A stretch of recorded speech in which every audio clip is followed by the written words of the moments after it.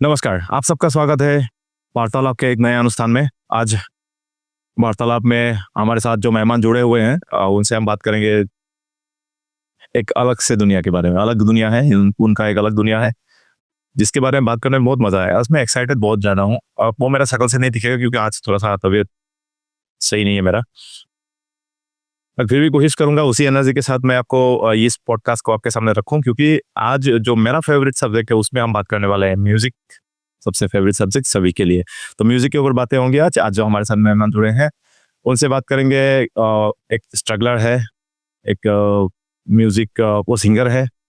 वो शायद वो मुझे लगता है कि वो म्यूजिक के बारे में बहुत सारे ज्ञान रखते हैं उमरासो में, और उमरासो के लोग जानते भी हैं। लेकिन उमरासो के इस तरह के बहुत सारे सिंगर्स हैं, बहुत सारे जो टैलेंटेड लोग हैं, उनको कोई भी एक प्लेटफॉर्म नहीं मिलता अपने बातों को रखने के लिए। इसीलिए रेड नेशन टीवी ने ये पॉडकास्ट शुरू किया था और आज सार्थक है, हमारे साथ म्यूजिशियन जुड़े हुए हैं। तो आपको पहचान करा दूं, मेरे साथ है मन्ना रॉय। आपका स्वागत है वार्तालाप में। थैंक यू सो मच दादा, मुझे यहाँ इन्वाइट करने के। वो सबसे पहले मैं मन्ना तो मेरा दोस्त है, मैं सबसे पहले बता दूं उमरासो में ये जो पॉडकास्ट है रेड नेशन टीवी का, इसके बारे में कुछ हो जाए। ये बहुत मतलब आजकल तो जो पॉडकास्ट का जमाना है, आप देखते हो सोशल मीडिया में ना, कहीं भी जाओ, यूट्यूब, फेसबुक, मतलब पॉडकास्ट ही पॉडकास्ट। अच्छा भी लगता है सुन के, लोग दिल खोल के रख देते हैं पॉडकास्ट में। तो ऐसा प्लेटफॉर्म उमरासो में मिला, उमरासो के लोगों के लिए, हमारे लिए, हमारे जैसा जितने भी स्ट्रगलर है, तो उनके लिए बहुत अच्छा प्लेटफॉर्म है। थैंक यू सो मच दादा, और मुझे यहाँ मौका देने के लिए मैं अपनी बात रख सकूँ, इसलिए बहुत बहुत शुक्रिया आपका। और रेड नेशन टीवी को भी मेरी तरफ से बहुत बहुत धन्यवाद। बिल्कुल। रेड नेशन टीवी का हमेशा यही है कि ये पॉडकास्ट जो हमने किया, तो हमारा पीआर टीम और हमारे सारे मेरे जो ये चैनल के जो ओनर है उनका भी यही कहना था कि टैलेंट तो है, उनका मानक नहीं है, उनको मापने का, उनको मेजर करने का कोई भी एक ऐसा कोई स्टैंडर्ड फॉर्मूला उमरासो में नहीं है। तो हमें लगता है कि नहीं, हमें एक कोशिश तो करनी चाहिए कम से कम कि उनका कैपेबिलिटीज कितना है, क्योंकि उनको बहुत ज़्यादा प्लेटफॉर्म्स मिलता नहीं है, तो ये छोटे छोटे प्लेटफॉर्म्स में करते हैं, तो उससे उनको उनके साथ इंसाफ नहीं हो रहा है। तो हमें ऐसा लगता है, तो बट उनके दिल में बहुत सारी ऐसे बातें होंगी, बहुत सारी ऐसा गुस्सा होगा जो जानना जरूरी है, दर्शकों के लिए भी जरूरी है। तो इसी तरह से हमारे साथ मेहमान जुड़ते रहेंगे। इसी चेयर पे बहुत सारे सिंगर्स आएंगे, बहुत और भी टैलेंटेड लोग आएंगे, आप आएंगे। तो हम बात करेंगे मन्ना से। शुरुआत करते हैं। सबसे पहले तो एक, जबकि ये म्यूजिशियन है और स्ट्रगल बहुत उन्होंने किया है बहुत सालों से, अब मुझे लगता है म्यूजिक के लाइन में बहुत साल हो गया, थक गए हो क्या? नहीं दादा, म्यूजिक तो मरते दम तक नहीं। मुझे आप एक बंद कमरे में बंद करके रख दो, मैं कम से कम 2 या 3 दिन तो ऐसे ही बिता। मुझे खाना पीना भी मुझे नहीं चाहिए, बस मैं गा के। और तो ये है डेडिकेशन, मतलब इनका एक म्यूजिक के ऊपर एक वो है। समझ में ना मैं क्या बोलना चाह रहा हूँ। मुझे आप आगे एक कमरे में बंद करके रखोगे, साइड में और एक बंदा रखोगे जो हारा हुआ है, थका हुआ है दुनिया से, मतलब बहुत कुछ झेला है उसने बेचारे ने, तो उसका मूड बन जाएगा के लिए। म्यूजिक से बन जाएगा, म्यूजिक से सबका मूड बनता है, सही बात है। तो म्यूजिक लाइन में कैसे, मतलब उमरासो में क्योंकि बहुत छोटा एक शहर है, हाँ, और बहुत जाति के लोग रहते हैं यहाँ पे, कुछ भी करने से पहले बहुत कुछ आता है, बहुत ऐसा बाधाएं बहुत आती है। तो कैसे हम सोचा कि वो उमरासो में ही मुझे म्यूजिशियन बनना है, मुझे कुछ करना है म्यूजिक के ऊपर? मुझे बचपन से ही ज़्यादा पता नहीं क्यों लोग बहुत बड़े बड़े लेजेंडरी के नाम लेते हैं। जैसे कि आप अगर मुझे पूछोगे कि तुम्हारा वो कौन है, गुरु कौन है, फेवरेट कौन है, मैंने कुमार शानू जी को फॉलो किया है हमेशा। क्योंकि जब मैं छोटा था, मेरा जब समझने मतलब 1-2 गाना में गा सकता था तोतले जबान में, तब मैंने कुमार शानू जी को सुना है। सच्ची बात जो है मैं बता रहा हूँ, किशोर दा को तो बाद में मुझे पता चला। मेरे साथ मैं जब कुमार शानू के गाना गाता था तो आसपास के लोग बोलते, तू किशोर दा का गाना क्यों ट्राई नहीं करता? अब मैंने जाना कि किशोर दा है। किशोर दा मतलब जैसे कि लता मंगेशकर जी, सरस्वती देवी माना जाता है, ऐसे ही किशोर दा है। तब मुझे पता, हाँ, किशोर दा नाम का भी कोई है, किशोर कुमार नाम का भी कोई। तब मैंने धीरे धीरे कैसेट्स सब कलेक्ट करना शुरू कर दिया, मोहम्मद रफी साहब का भी कलेक्ट करना शुरू कर दिया। उसके बाद मुझे पता चला, लेकिन मैं ना दिल से कुमार शानू फैन हूँ। हाँ, कुमार शानू सर भी किशोर शर्मा के ही फैन है। हाँ, फैन है, और उनका ही कहीं ना कहीं एक परछाई है, इन्फ्लुएंस है। मतलब मुझे लगता है कि दोनों का आशीर्वाद मुझे मिल रहा है और दोनों से मैं इंस्पायर हुआ हूँ। तो हाँ, भगवान समान है, किशोर दा ठीक है, लेकिन कुमार शानू जी भी मेरे लिए भगवान से कम उतना ही है। और पहला गाना मैं उनका ही मतलब ट्राई किया, और जितना भी मैं पहले पहले गाता था, मैं गाते गाते ऐसा हो गया उनका जैसा साउंड आ गया मुझे। बाद में अभी थोड़ा सा कॉम्प्लेक्स होता है कि लोग बोलेंगे कि तुम्हारा आइडेंटिटी कहाँ है, तुम कुमार शानू जी का गाना गाते हो तो कॉपी हो जाता है, तभी आइडेंटिटी बना चाहिए। तो मैंने क्या किया, अभी धीरे धीरे अलग अलग ट्राई करना शुरू किया। मतलब इस पॉइंट ऑफ टाइम में अगर आपको ये ना बोले कि ये गाना गाओ कुमार सानू का, तो ये नाइंसाफी हो जाएगा। हमारे दर्शक भी जरूर ये तो वेट कर ही रहे, पिछले 5 मिनट से आप ये देख रहे हो, तो ऑब्वियसली आप एक गाना सुनने का मन तो कर चुका होगा। बाकी रेस्ट तो आपके ऊपर है, बताओ अभी क्या गाना। उसके मतलब मुझे तो मौका ही चाहिए ना। तो आजकल के जो जमाने में जो कुछ चल रहा है बहुत ही बुरा हो रहा है सब कुछ ना, तो उसको मद्देनजर रखते हुए मैं पूरा आपके सामने, ऑडियंस के सामने नहीं। कहीं पे दंगा कहीं पे झगड़े, एक जान के 100 है लफड़े, मन का मैल कोई नहीं धोता, सिर्फ यहाँ धुलते हैं कपड़े, चेहरों पर मुस्कान सजी है हो, चेहरों पर मुस्कान सजी है, सच्ची हंसी कोई नहीं हंसता, हर दिल में रब बसता, हर दिल में रब बसता।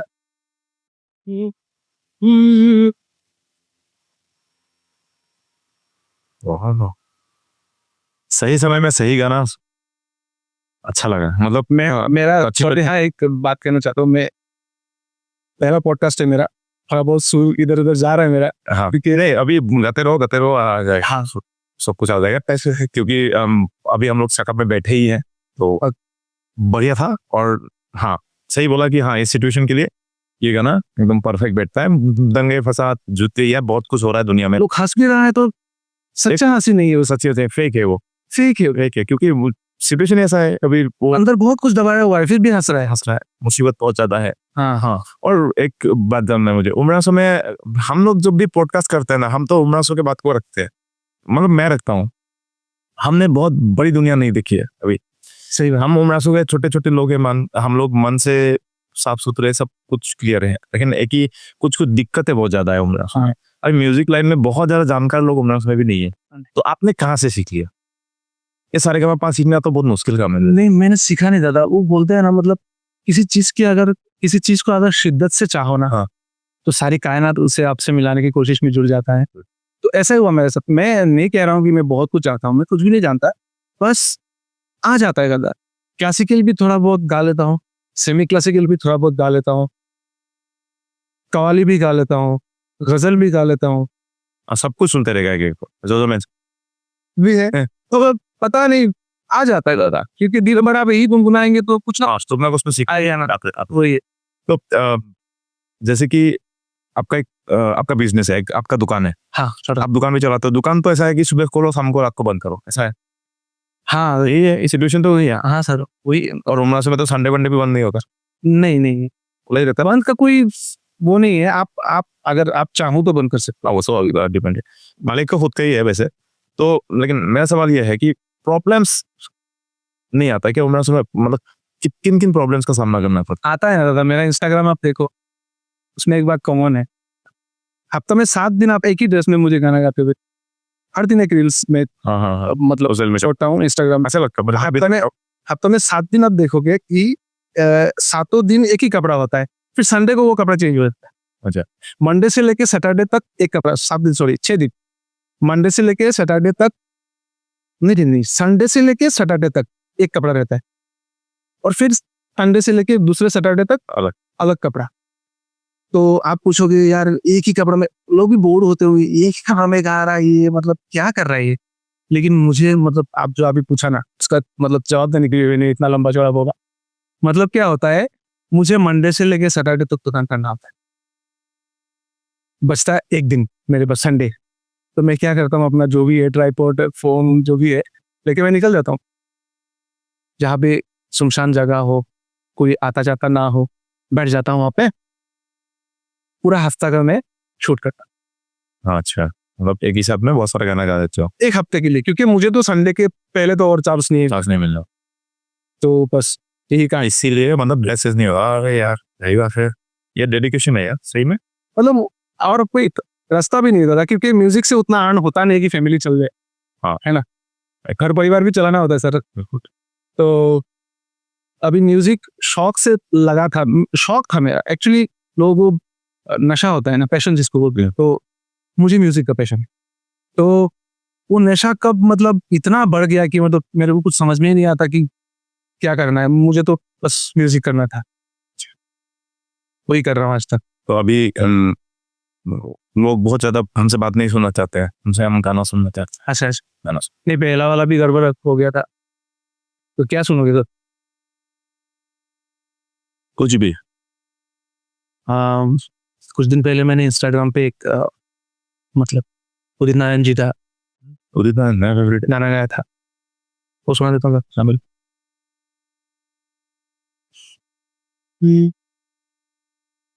गुजरे ये जीवन संग तेरे, इस दिल का ये अरमान है। गुजरे ये जीवन संग तेरे, इस दिल का ये अरमान है।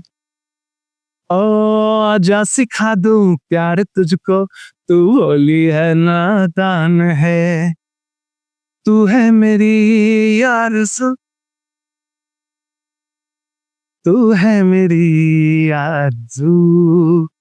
हो चांद की चांदनी, गुलाबों की परी, मेरे लिए तुझे रब ने बनाया है। Oh nice. मतलब ये 90s का कलेक्शन है, क्योंकि मैं 90s का होना मैंने बहुत ऑब्जर्व किया। हाँ। नया भी मैं कर सकता हूँ, करूंगा।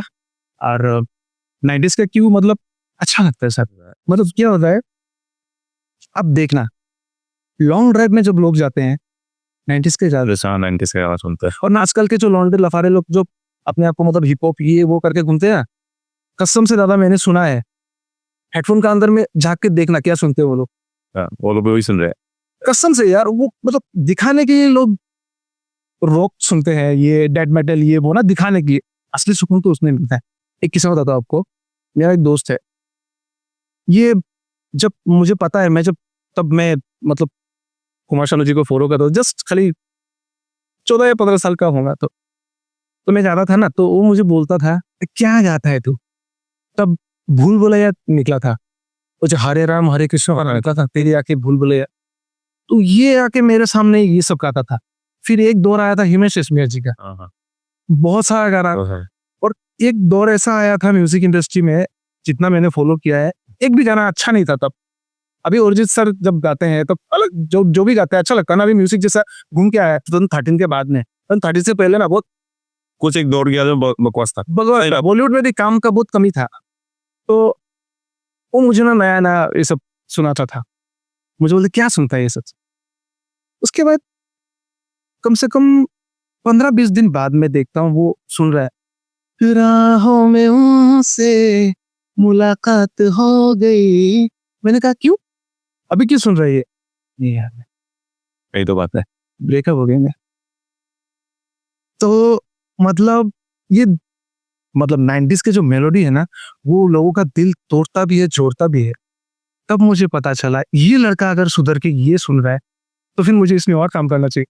तो मैंने फिर वही शुरू करना। लेकिन आजकल तो चलो सब कुछ जरूरी है अभी वर्सेटाइल होने के लिए। हाँ, अभी म्यूजिक हम लोग जैसे कि उम्र समय बहुत कम लोग इसके ऊपर मतलब प्रैक्टिस जारी रखा है। हाँ। क्योंकि सभी को लगता है तो ऑप्शन नहीं है इसमें बहुत ज्यादा दूर जाने का। मतलब जिसका, तो मैंने बोला ना दादा, जिसका पैशन नहीं है, हाँ। जो मतलब म्यूजिक को कुछ मानता नहीं, उसको मतलब नहीं। वो 2-4 दिन ट्राई करेगा, उसके बाद बोलेगा कि चलो। मेरा तो ऐसा है कि मैं इससे मेरा अर्न हो चाहे ना हो, अब नहीं हो। मुझे ये करना है। कोई मतलब शिद्दत से मैं ये करना चाहता हूँ बस। म्यूजिक मैंने सुना है। मैं सवाल पहले ये करूँ कि आपने आपका खुद का एक एल्बम है। हाँ। नैना। नैना।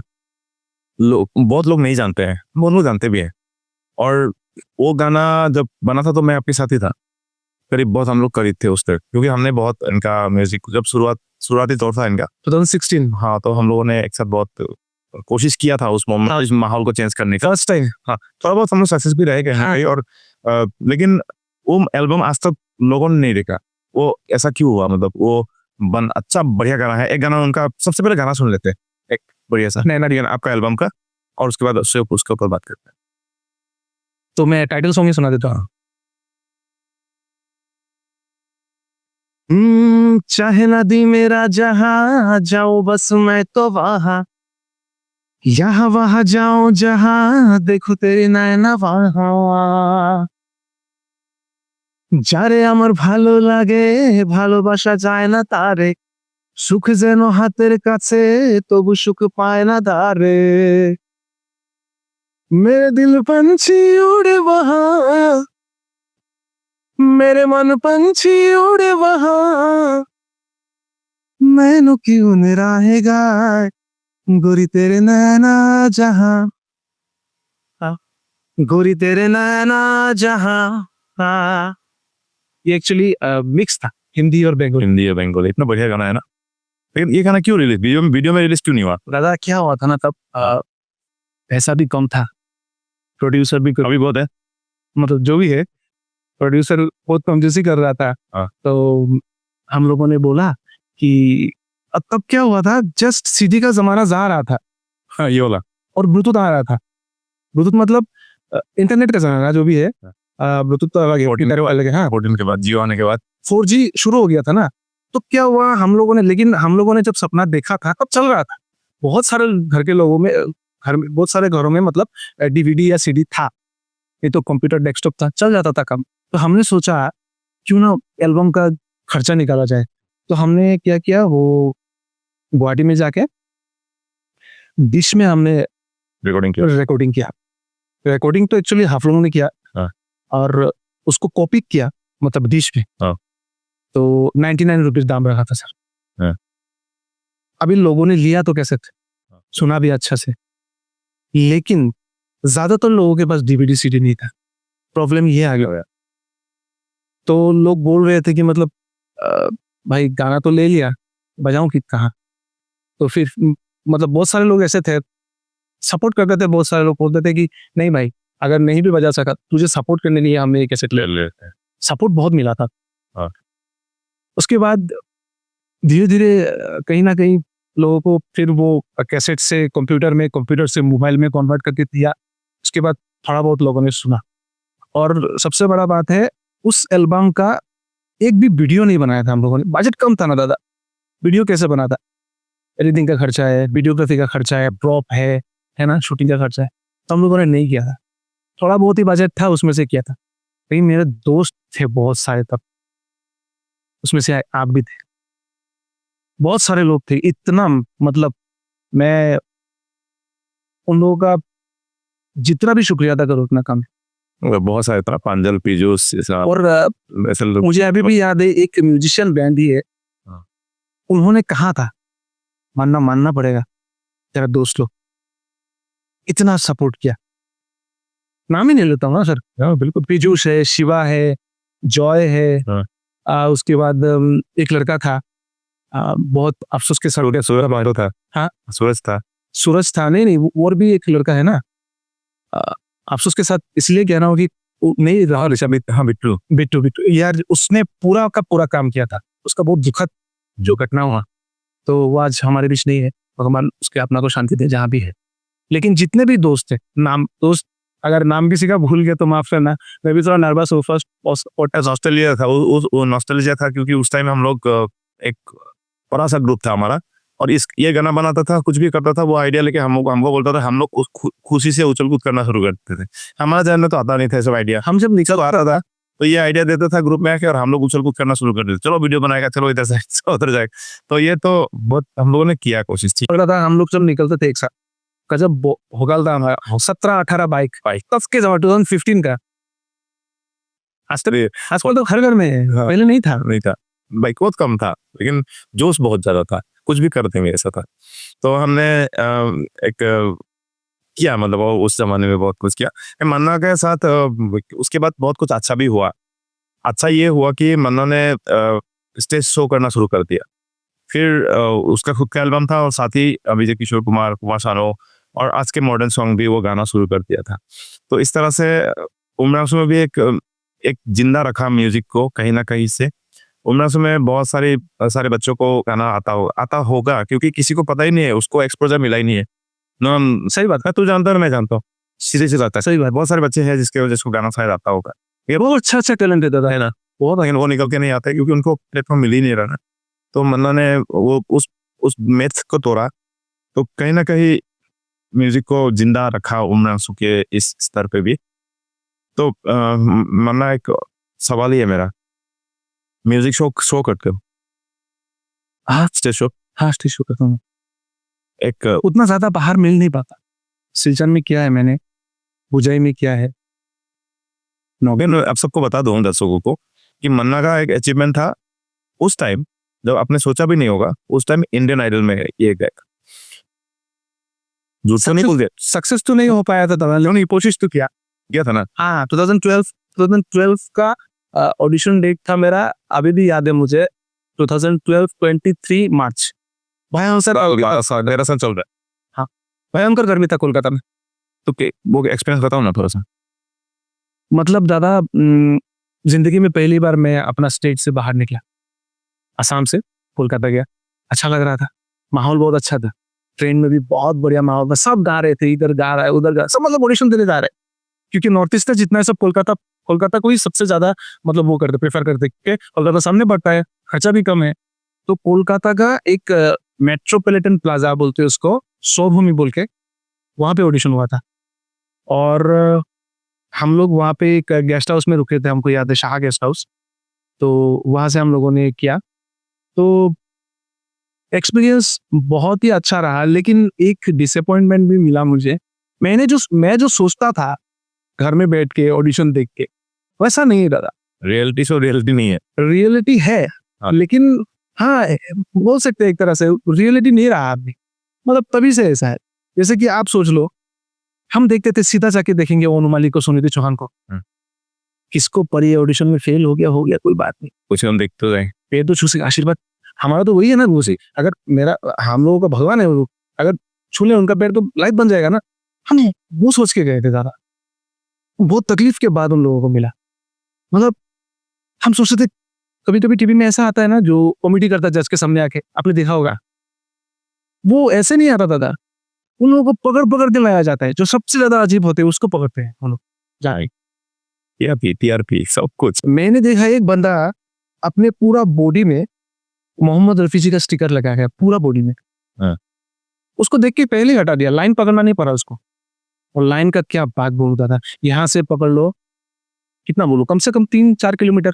और ऐसा नहीं है कि सीधा लाइन, क्योंकि टाउन में आपको सीधा जगह भी नहीं मिलेगा कि आप लाइन पकड़ो, ऐसा नहीं है। जैसे कि आप ऐसे, ये आपका गेट है, मेन गेट, तो आप यहाँ से आए यहाँ तक, फिर ऐसे मुड़ गया आपका रास्ता, ऐसे फिर ये पीछे चला गया, आप किसका घर के पीछे से जाके निकल रहे हो कुछ पता नहीं दादा, मतलब आप जा ही रहे हो। मतलब 10,000 लोग होते हैं ना, 10,000 15,000 लोग होते हैं। रात को 12 बजे से वहां पे जाके बैठा था, मतलब गर्मी का सीजन है दादा, पूरा मतलब पसीना पसीना। और आप सोच नहीं सकते मार्च में कितना गर्मी पड़ता है भयंकर, जो कोलकाता है उनको पता होगा, जो गए उनको पता होगा, इतना भयंकर गर्मी। तो बाहर तो अच्छा ही लग रहा था, मैं मतलब क्लास में सो गया, तो सिक्योरिटी वाला क्या कर रहा है, उठ, सोने तो ना रहा था, नहीं यहाँ से निकलो फटाफट, तो भगा दिया वहां से, फिर वहां से चले गए। और जो हम लोग देखते हैं ना टीवी में, जो माइक लेके आते हैं, कैमरा लेके, हाँ कहाँ से आया हो, ये इतना सहूलियत नहीं मिलता था। वो सिर्फ डेकोरेटेड पीस होता है 2-3, वो लोग अपना, वो स्क्रिप्टेड है, मैंने वो स्क्रिप्टेड है, वो चीज सब स्क्रिप्टेड है, तब समझ में आया मेरे को। उसके बाद सुबह लाइन में लगा था, भगवान के आशीर्वाद से 12 बजे गया था ना रात को, फिर दूसरा दिन सुबह 9 बजे था आपका ऑडिशन, तो 12 बजे गया, बहुत टाइम मिला। तो फिर मतलब 150 आदमी के पीछे में था, 150 बहुत कम है क्योंकि 10,000 है वहां पे। जो ऑडिशन देने जाओगे आप, उससे पहले ना एक आपका रजिस्ट्रेशन नंबर आता है, आप एक नंबर में टीवी में दिखाते हैं ना आपको ऑडिशन देना है, तो फिर वो नंबर में आप जो डायल करते हैं ना, तो आपका वो आता है, एक मैसेज आता है कि आप अगर शॉर्ट लिस्टेड होंगे तो हम आपको मैसेज करेंगे। हाँ। तो करते भी है वो, तो मेरे को किया था, बहुत सारे लोगों को नहीं किया, बहुत सारे लोग शायद पता भी नहीं है, नहीं उधर जाके हो जाएगा, नहीं चाहिए। जब भीड़ ज्यादा लगा ना, तो मैंने जिंदगी में पहली बार पावन सर देखा यार, ऐसे तलने मैंने जिंदगी में कभी नहीं देखा।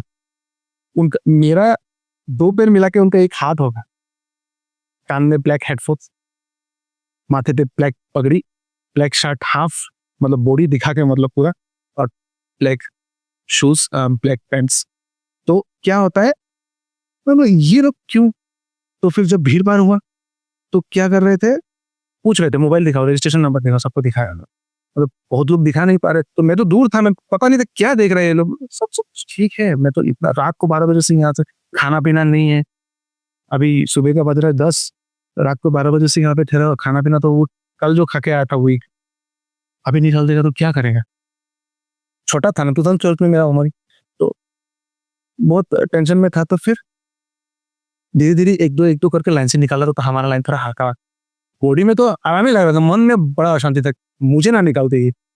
तो बाद में देखा, नहीं रजिस्ट्रेशन नंबर है मेरा, तो है, छाती चौड़ा हो गया बस। फिर गया अंदर, अंदर जाने के बाद में ये वो लोग इतना समझदारी के साथ करते हैं ना। पहला एक लाइन लगता है जहाँ पे एक फॉर्म फिलअप होता है, हाँ।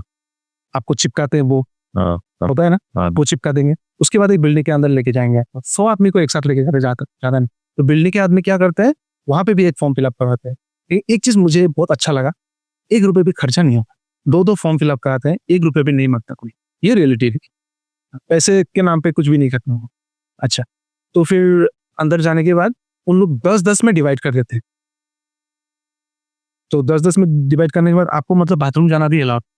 मैंने बोला था, भैया मुझे जाना है, चुपचाप वहीं पे खड़ा रहे, क्योंकि उन लोगों का भी दिमाग खराब, इतने लोगों को कैसे हैंडल करो ना, कौन सा सही बात है, उनका भी मजबूरी है। अच्छा, अब शुरू होता है ऑडिशन का सिलसिला। हम लोग क्या देखते हैं टीवी में, डायरेक्टली आके गा के, हाँ आप आ रहे हैं मुंबई, नहीं जाता। उससे पहले 3 राउंड होते हैं। कोलकाता की लोकल, अच्छा, कोलकाता की लोकल किसी स्कूल के मास्टर, मतलब म्यूजिक स्कूल के टीचर, बड़े स्कूल के हो, मैंने देखा भी नहीं उनको कभी, क्योंकि एक रूम में जब हम 10-10 करके डिवाइड कर दिया था ना, तो रूम में जब एंटर किया हम तो देखा एक टेबल लेके एक बंदा बैठा हुआ है, मोरालो बाल पे उसके, मुझे अभी याद है। तो 10 आदमी हम लोग एक लाइन में, जैसे कि हम लोग चोरी करके आया, हम लोग कुछ मतलब ऐसी इंटरोगेशन होगा हम लोगों का, तो खड़ा है, उसमें से 3 लड़कियां थी और हम 7 लड़के। यार दादा इतना मेहनत किया, 2 लाइन नहीं सुनते यार। मैंने क्या गाना गाया था अभी भी याद है मुझे, एक गाना है तब नया निकला था, बहुत चला था, हो आजकल तन्हा मैं कहाँ हूँ, साथ चलता कोई, उसकी हमें आदत होने की आदत हो गई। बस इतना किया, बस हाँ। चल लो, ऐसे बोलो। बस 2 लाइन में। कसम से बोल रहा हूँ, जो गया होगा सबको पता है क्या करते हैं सोलो बोलो। तो साइड में लेके गए, तो पता नहीं अभी डिवाइड कर रहे हैं, 2 इधर 2 इधर, किसको क्या करेंगे। हाँ। तो फिर हमारा ग्रुप से पकड़ लीजिए 7 आउट हो गए, 3 सेकेंड राउंड के लिए। सेकेंड राउंड फिर 2 ताला के ऊपर में एक वो जो होते हैं ना, हारमोनियम लेके बैठते हैं ना, वो क्लासिकल, एकदम एकदम क्लासिकल। तो वहां पे मैंने दम तोड़ दिया, अच्छा, और इतनी मतलब इज्जत से बेइज्जती करके निकालते हैं दादा। वो जो दुबरा लगाते हैं ना कागज का, वो भी आप लेके नहीं आ सकते, और आपको डालेंगे किधर से, पकड़ लीजिए आप, हम लोग का मार्केट का तुरान क्लब है, वहां से डाल दिया, निकालेंगे 13 किलो घी, वहां से निकल जाओ। वो पीछे से यहाँ से आप आ नहीं पाओगे, घुमा घुमा के वहां लेके जाएंगे, वहां लेके एक चेयर देंगे, इज्जत से देते हैं चेयर, बिठाते हैं, हाँ, आप लोगों का सफर यही तक, थैंक यू। तो जा रहा था, अरे ये रखे सब, तो सब चलो एक फोटो खिंचवा के आदमी देखा तो भाई मैंने किया था ऐसा, मौका ही नहीं दे रहा। ये था कहानी में, ये दे लीजिए। क्योंकि इतने टैलेंटेड लोग हैं, हाँ, और हम लोगों ने कितना मतलब कितना बेवकूफी का काम किया। लोग कोलकाता में जाते ही नहीं ऑडिशन देने के लिए, बताइए, क्योंकि कोलकाता में ऑलरेडी मास्टर्स है। मास्टर्स है वो लोग। कोलकाता सबसे गलत जगह है। मुंबई में चांस है आपका, दिल्ली में चांस है, कोलकाता में आपको चांस मिलेगा ही। बिल्कुल नहीं, सही बात। बाद में पता चला दादा मुझे, कोलकाता में तो म्यूजिक ऑलरेडी बहुत बूम है पहले से, आज से थोड़ी है वो। मास्टर है वो लोग, घर में एक डिग्री मतलब पीएचडी करके, घर में एक हारमोनियम और एक तबला जोड़ा होता हाँ है ना। हाँ, हर मतलब सब लोग बोलते हैं ना, कोलकाता में कुछ हो ना हो, घर में एक तबला और हारमोनियम तो नहीं तो बस हम सेकंड फ्लोर तो क्रॉस करके निकल जाता शायद। आराम से आराम से आराम से। लेकिन अभी उसके बाद आके जो मैंने सीखा, अगर वो गाता तो शायद सेकंड, तो वो तो शुरुआत था, बस नहीं मोटिवेशन तो कहीं ना कहीं से मिला ना। हाँ दादा, वो दोनों जिंदगी में पहली बार वो टीवी पे आने वाले लोगों को देखा था ना मैं, Minimator और कुछ फोर्स थे तब भी। हम बात कर रहे हैं मन्ना से और म्यूजिक के लाइन में बहुत सारा गाना सुनना है अभी, लेकिन अभी बहुत टाइम हो गया। अब हम लेंगे एक छोटा सा कॉमर्शियल ब्रेक। मार्केट जाना है पर टाइम नहीं, धूप और भीड़ से परेशान, शॉपिंग की लिस्ट लंबी, मन तो है पर हिम्मत नहीं, ऐसे ही कंफ्यूजन से घिर गए हो आप। रिलैक्स, अब टेंशन छोड़ो क्योंकि मील ऑन व्हील्स है ना। ग्रोसरी हो या फ्रेश सब्जी, स्नैक हो या फास्ट फूड, फिश से मीट तक, मेडिसिन से हार्डवेयर तक, मिठाई से पैकिंग फूड तक, पार्सल पिकअप से डोर स्टेप डिलीवरी तक, हर चीज को आसान करने आ गया है उमरांसो का अपना delivery partner meal on wheels. Fast delivery, fresh product और जीरो टेंशन। अब करो ऑर्डर कुछ भी मील ऑन व्हील्स के साथ। ऑर्डर के लिए इस नंबर को अभी सेव करें। चलिए, आप सबका फिर से एक बार स्वागत है इस कॉमर्शियल ब्रेक के बाद। हम बात कर रहे थे मन्ना रॉय से और आगे हम बात करेंगे ऑब्वियसली म्यूजिक के रिलेटेड बात करेंगे, लेकिन उससे पहले एक सवाल है आपसे मन्ना भाई, किस किस लैंग्वेज में गाना गाते हैं? हिंदी हमने सुन लिया नहीं, मुझे मतलब ट्राई कर रहा हूँ सब कुछ। अभी नेपाली आता है, बोले आता है बिहारी, बिहारी आता है, बिहारी में भोजपुरी, अब भोजपुरी वही है जो, उसके बाद बंगाली ऑब्वियसली, बंगाली हूँ, इंग्लिश ओके, और एसएमएस। पांच हो गया। हाँ ठीक है, और मैं डिमासा सीख रहा हूँ अभी। ओके ठीक है। एक मेरा दोस्त का एक तो दिमासा लास्ट में हम सुनेंगे थोड़ा सा। वो मैंने अभी शुरुआत करते हैं कहाँ से? नेपाली से। ठीक है, अच्छा तो एक गाना गाना है। हाँ। एक उमरांसो में एक प्रोग्राम में मैंने गाया था, लोगों ने काफी प्यार दिया मुझे, और वहाँ पे सबसे ज्यादा अच्छा मुझे लगा ये गाना गाने के बाद। मुझे एक मेरे मम्मी जैसी होंगी मिडिल एज के, तो वो आके मतलब काल पे ऐसा पकड़ के बोला, लड़का अच्छा गाया, अच्छा गाता है तुम, अच्छा लगा। अच्छी बात। जब आशीर्वाद मिला ना उनका, तो मतलब बढ़ गया, और मतलब मैं और सीखूंगा। तब मैंने नेपाली गाना और भी सीखना शुरू कर दिया, मतलब अलग अलग भाषा में, नेपाली हो चाहे बिहारी, असम, अच्छा लगा उस दिन में, तो वही मैं आपको बोला सुना। मेरा सपना तिमी तिरै, हम पलंग पे थाले अचल, आफ्नै ढोकढुकीमा परै, बास खोज्न थाले आचल, खोजिरहँ जस्तो अच्छा, भेटिरहँ जस्तो लाग्छ, तिम्रो घरको छेउछाउ बसै साह्रो जस्तो लाग्छ। कहिले तिम्रो पछोरी मल्छे, कहिले तिम्रो चौबन्दी मल्छे, लोभ्याउने पासो थाप्यो मायाको, आखिर तिम्रो जिन्दगीमा अल्छे।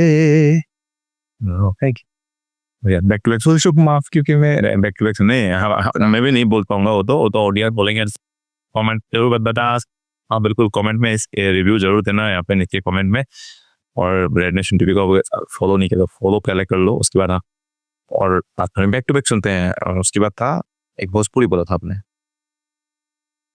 पहली बार हम निकले हैं घर से, किसी अनजाने के संग हो, अनजाने से पहचान बढ़ेगी तो महक उठेगा तो रंग हो, महक से तू कहीं बहक न जाना, महक से तू कहीं बहक न जाना, ना करना मुझे तंग हो, तंग करने का तो से नाता है गुजरिया, तंग करने का तो से नाता है गुजरिया, कहीं गए जो ठहर दिन जाएगा गुजर, गाड़ी हाकन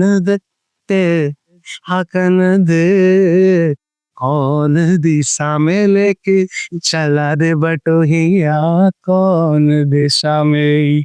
Thank you. बहुत मजा आ गया ना, अच्छा लगना था ये गाना, अच्छा लगता है, दिल में भी आया था कुछ दिन ट्रेंड।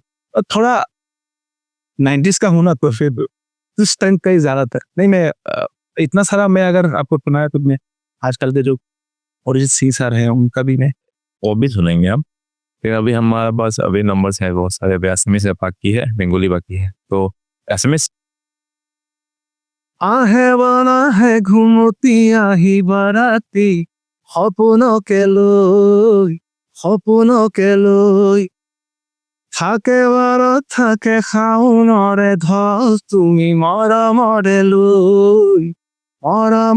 লৈ দুপাক্ষী মেলি সমীৰে আহি দিয়ে বাণী দিয়ে ফাগুনৰে খবৰ তুমি ৰুৱা যেন মোৰ আহে বানাহে ঘুমতি আহি বাৰাতি সপনকে লৈ মায়াবিনী আমার চোখে চেয়ে দেখো নাচে ভাঙা মনে আমারও আছে কত আশা ভেবো না আপনার বাঁধন তোমার খুলে দিলা মা কাশিলে দানা মেলে দিও তুমি ডাকে তোমায় নতুন জীবন স্মৃতিগুলি কখন যদি মনে পড়ে যাক পারবে কি ভুলতে তুমি কখনো আমায় ভোলা কি যায় গো সে প্রথম প্রেমের রঙিন ছোঁয়া মায়াবিনী আমার চোখে চেয়ে দেখো নাচে ভাঙা মনে আমারও আছে কত আশা। थैंक यू, बढ़िया बढ़िया बढ़िया। तो हमने सब गाना गा दिया, मतलब देखो उमरासू इस जगह पे ना ऐसा नहीं है कि मतलब लोग बहुत कुछ कम जानते हैं, लेकिन लोगों को एक्सपोजर नहीं मिलता है, कम मिलते हैं, और जब भी बाहर जाते हैं तो कहीं ना कहीं उनके साथ में धोखेबाजी हो ही जाती है। तो इनके साथ एक कुछ किस्सा है, वो भी हम सुनेंगे। गाना तो कैसा है रिव्यू आप जरूर कमेंट में बोलिएगा, कि हम कमेंट से ही पता कर पाएंगे कि इनका क्या है मन्ना रॉय। क्या तो मन्ना ये जो कुछ एक हुआ था, आपने किस्सा सुनाया था मुझे बैकडोर कि ऐसा कुछ हुआ था, क्या था वो किस्सा? धोखेबाजी वाला। ये म्यूजिक रिलेटेड ही है। 2016 में मेरा जो एल्बम आया था उससे पहले का, तो मैंने किसी का कुछ काम किया था। काम मैंने ऐसी कुछ ऑडिशन उमरान सुमी कुछ ऑडियंस और अरेंज किया था। हाँ, वो बाहर से आए थे ऑडिशन के लिए, गुवाहाटी से आए थे। गुवाहाटी से आए। ये 2017 हाँ कब का बात है? ये शायद 17 मेरा इंडियन आइडल से आने के बाद 13 हाँ 13 ऐसा कुछ होगा। तो वहाँ पे क्या हुआ, मैंने बहुत अच्छी तरह से अरेंज किया, मैंने दिन रात मेहनत करके ना कॉन्टेस्टेंट वो करके दिया। कितने कॉन्टेस्ट? एटलीस्ट 50 कॉन्टेस्टेंट मैंने दिया था, और एक फॉर्म का उन लोगों का 500 रुपये था, 500 एक फॉर्म का। तो मैंने 50 कॉन्टेस्टेंट, क्योंकि मैं एकदम रूरल एरिया में जाके स्कूल में टेम्पलेट दे के आया। मेरा एक दोस्त था, उसके साथ मैंने भेजा भी है, ऐसे किसी को देके भेज भी दिया, खुद भी गया हर स्कूल में। अगर पुराने स्टाफ है तो सब जान गया था सबके पास, तो सब स्कूल से आए हैं। और ऐसे करके एक दो बंदा तो आजकल बहुत सक्सेस भी है उस चीज में, अपना प्रोफेशन ही बना दिया उस चीज को। मतलब तभी के ऑडिशन के लोग आज वो लोग ही बोलते हैं कि मतलब उनको याद ही नहीं है। अच्छा, मन्ना याद ही नहीं है, तो फिर क्या कहा जाए ना ऐसे। तो फिर छोड़िए जो भी है। तो मैंने जब सब कुछ किया, उसके बाद सक्सेस हुआ, बहुत अच्छी तरीके से ऑडिशन हुआ, 19 कॉन्टेस्टेंट सिलेक्ट भी हुए गुवाहाटी के लिए। तो फिर यहाँ पे एक पार्टी रखा गया था शाम को। जो क्रू मेंबर है ना, 22 क्रू मेंबर थे, उनका बड़ा क्रू था, और कैमरा मैन बहुत कुछ। तो क्रू मेंबर सारे एक साथ बैठे खाना खा रहे थे हम लोग। तो वो म्यूजिक डायरेक्टर जो जज था उस रियलिटी शो का भी, उन्होंने आके मुझे कहा था कि आपने बहुत अच्छा काम किया, बताओ आपको क्या चाहिए। तो मेरा दिमाग में क्या आएगा, एक म्यूजिक डायरेक्टर से मेरा डिमांड ही क्या होगा। मैंने बोला सर मैं लिख रहा हूँ, और मैंने लिखा भी है, मुझे एक एल्बम चाहिए सर, मुझे एक एल्बम कर दीजिए, क्योंकि उनका स्टूडियो है। क्या नाम है वो आदमी? नहीं, नाम नहीं बताया, सब इसे ही बताना। कोई मतलब जरूरी नहीं है, लेकिन ये सच है, आप एनालाइज कर सकते हैं, आप जानते भी हैं। और मैं ऐसे अपन हम मैं उनसे उनसे डायरेक्टली बात करने के लिए भी रेडी हूँ। उन्होंने ऐसा क्यों किया मेरे साथ, आज तक उनके साथ मेरा इंटरेक्शन नहीं हुआ। हाँ, मैं पूछ भी सकता हूँ उनको, ऐसा क्यों किया आप मेरे साथ। ओके, तो 4 गाना का एक एल्बम उन्होंने प्रॉमिस किया था। इतना खुश हुआ मैं, दिन रात एक करके मैंने लिखा था, कंपोज नहीं किया था, मैं झूठ नहीं बोलूंगा। नैना का सारा कंपोज मैंने किया, लेकिन उस एल्बम के लिए मैंने कंपोज नहीं किया क्योंकि मुझे नहीं आता था कंपोज करना ना, सुर देना मुझे नहीं आता था, मुझे लिखना आता था। लिखना भी बहुत आधा लिखता था, वो फिर काट कूट के मिलाना पड़ता था, जो भी है। मुझे ट्रेनिंग नहीं है ना प्रॉपर, लिरिक्स कैसे लिखा जाए, कंपोज कैसे किया जाए, वैसे तो है नहीं।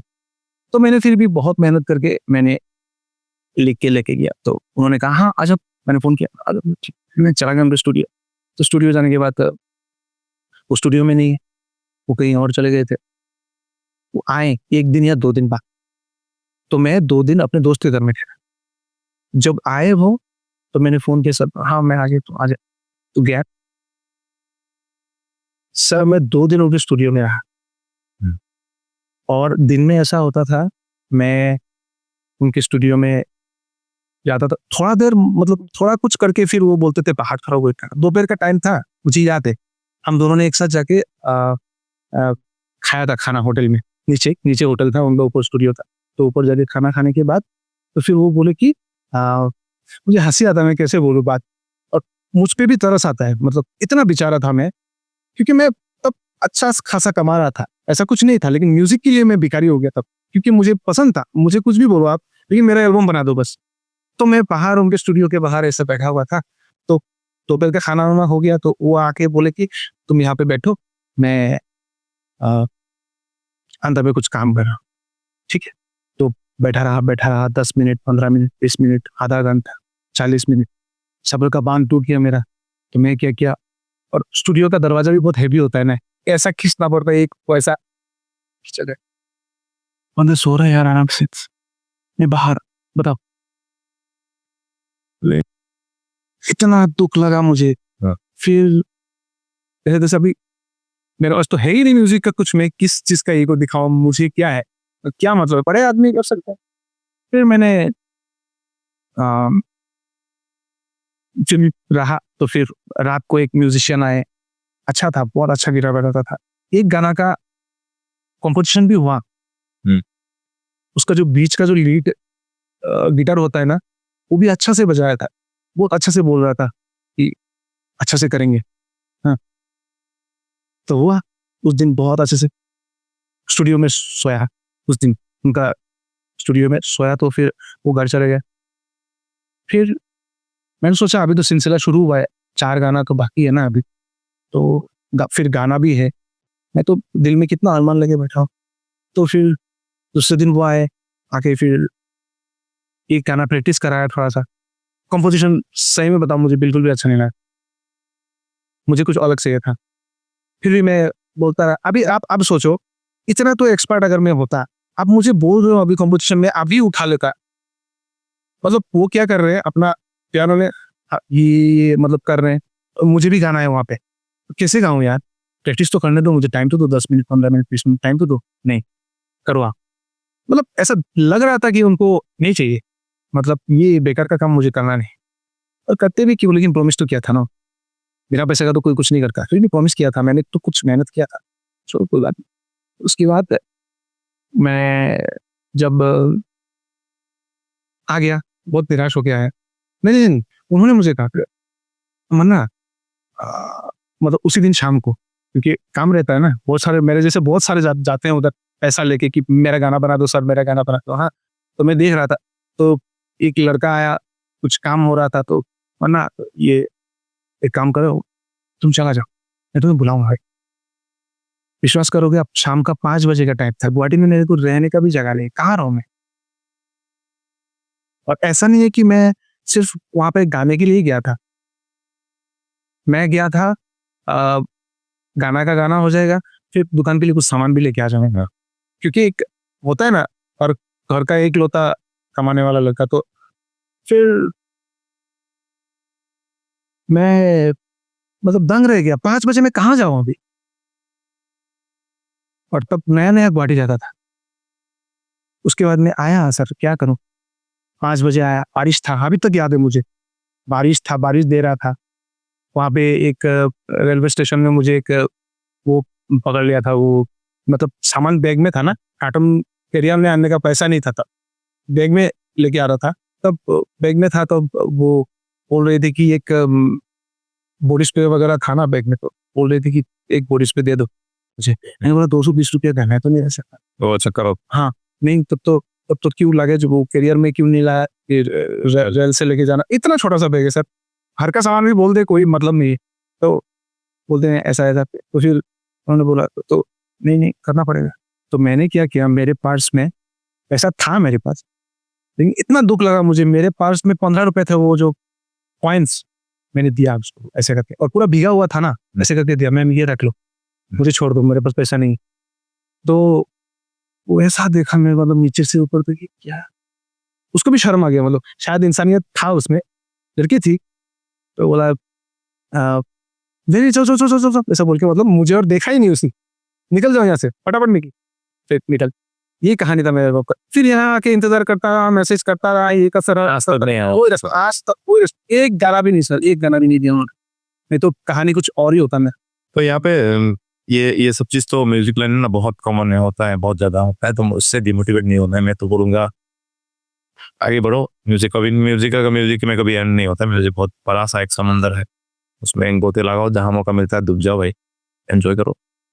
तो आखिर में एक मतलब अभी बहुत सारे बात हो गया, तो एक रह गया गाना ना, अभी मॉडर्न सॉन्ग एक बोला था ना, चल चल वे तू बंदे आ, उस गली है जहाँ कोई किसी को न जाने, क्या रहना वहाँ पर, सुनो बंदया जहाँ अपने ही ना न पहचाने, रह गए जो तुझ में मेरे लम्हे लौटा दे, मेरी आंखों में ओके मुझे थोड़ा रुला दे,